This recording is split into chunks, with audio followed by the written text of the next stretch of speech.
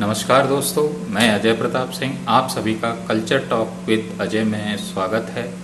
दोस्तों, आज हम बात करेंगे बफ के बारे में थोड़ा सा, क्योंकि हमारे जो भी केसेस हैं वो सभी एएसआई के अधीन प्रोटेक्टेड हैं, उसके साथ साथ बफ में भी लिस्ट हैं।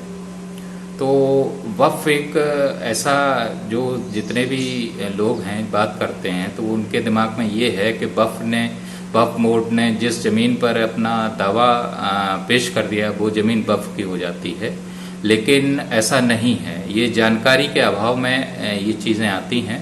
तो बफ एक्ट अब इस समय भारत में बफ एक्ट 1995 मुख्य है, और उसकी कुछ ऐसी चीजें हैं जो आप सभी के बारे में जानकारी आनी जरूरी है। तो मैं आपको बताता हूं कि बफ एक्ट का 1995 का सेक्शन 4 चैप्टर 2 है सर्वे ऑफ औकाफ्स। बफ को अब औकाफ्स भी कहते हैं। 2013 के अमेंडमेंट के बाद बफ का नाम अब औकाफ भी कहते हैं। तो सेक्शन 4 है बफ एक्ट 1995 का, वो प्रिलिमिनरी सर्वे ऑफ औकाफ्स, मतलब जो भी बफ हैं उनका सर्वे के बारे में उपबंध करती है बफ। तो जिला स्तर पर, मैं उत्तर प्रदेश की भी बात करता हूं, तो जिला स्तर पर जिलाधिकारी, डीएम, संबंधित एसडीएम और जिला अल्पसंख्यक कल्याण अधिकारी, ये पदेन सर्वे के अधिकारी होते हैं। उनके बारे में जो सेक्शन 4 का सबसेक्शन 1 है उसको मैं पढ़ता हूं। The state government may by notification in the official gazette appoint for the state a survey commissioner of Awqafs and as may additional or assistant survey commissioner of Awqafs as may be necessary for the purpose of making a survey of Awqaf in the state। ये साफ साफ ये चीज बात कहती है कि state government किसी भी बफ प्रॉपर्टी के सबसे पहले सर्वे होगा, उस सर्वे के लिए गजट नोटिफिकेशन प्रकाशित करेगी, और उस गजट नोटिफिकेशन के बाद जो सर्वे कमिश्नर हैं, उनके अधिकारी, उनको अपॉइंट किया जाएगा।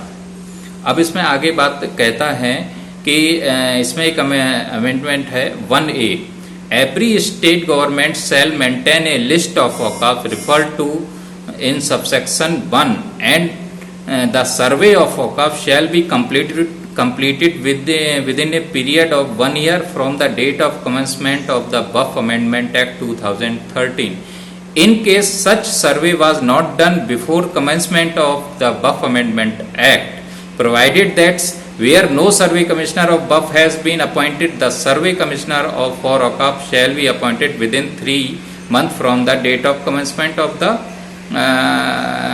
date of such commencement। तो 2013 के अमेंडमेंट के बाद ये बात की गई है कि जहां पर सर्वे नहीं हुआ किसी बफ प्रॉपर्टी का, तो 2013 के अमेंडमेंट के बाद 1 साल के भीतर सर्वे हो जाएगा। अगर सर्वे कमिश्नर नियुक्त नहीं है तो 3 महीने के भीतर सर्वे कमिश्नर नियुक्त किया जाएगा।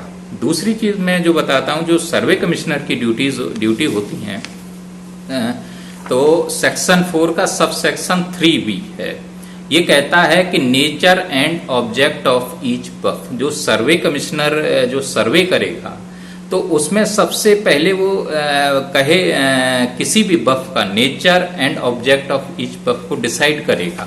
नेचर और ऑब्जेक्ट, जैसे कि हम कह लिया जाए कि हम मकान बना रहे हैं, ठीक है, तो मकान रहने के लिए बन रहा है, तो उसका नेचर ऑब्जेक्ट एक रेजिडेंशियल हो गया है, उसको कमर्शियल वे में नहीं यूज किया जा सकता है। तो किसी भी प्रॉपर्टी का एक नेचर होता है। अगर वो बफ की प्रॉपर्टी है तो उसका नेचर होगा, उसका नेचर एंड ऑब्जेक्ट क्लियर होना चाहिए। ऐसा देखा गया है कि बहुत सारे जो हमारे केसेस हैं उसमें एएसआई में प्रॉपर्टी लिस्टेड है, और एएसआई के जो पहले के आज़ादी से पहले के रिकॉर्ड है वो ये कंफर्म करते हैं कि ये प्रॉपर्टी हिंदू साइट थी, हिंदू टेम्पल था, बाद में इसको कन्वर्ट किया गया। तो यहाँ पर ये चीज मेंशन होती है कि नेचर एंड ऑब्जेक्ट।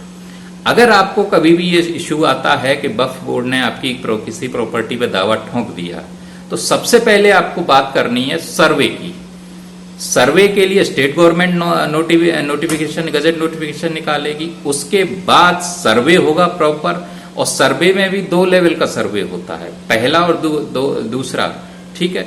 उसके बाद वक्फ बोर्ड किसी प्रॉपर्टी को लिस्ट कर सकता है। अगर वक्फ बोर्ड ने किसी भी प्रॉपर्टी को बिना सर्वे किए लिस्ट कर दिया है तो वो इनवैलिड लिस्ट मानी जाती है।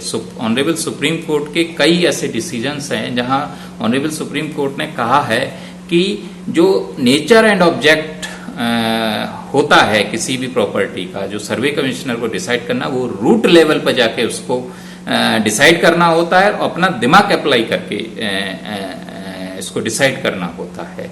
तो जब भी आप कभी ऐसी सिचुएशन में फंसे, वक्फ बोर्ड की जमीन दावा कर रही है हमारी प्रॉपर्टी है, तो सबसे पहले आपको उसका सर्वे रिपोर्ट मांगनी है। सर्वे रिपोर्ट दिखाइए अगर ये वैलिड वक्फ है, अगर नहीं है तो उस पर वक्फ एक्ट अप्लाई नहीं होगा।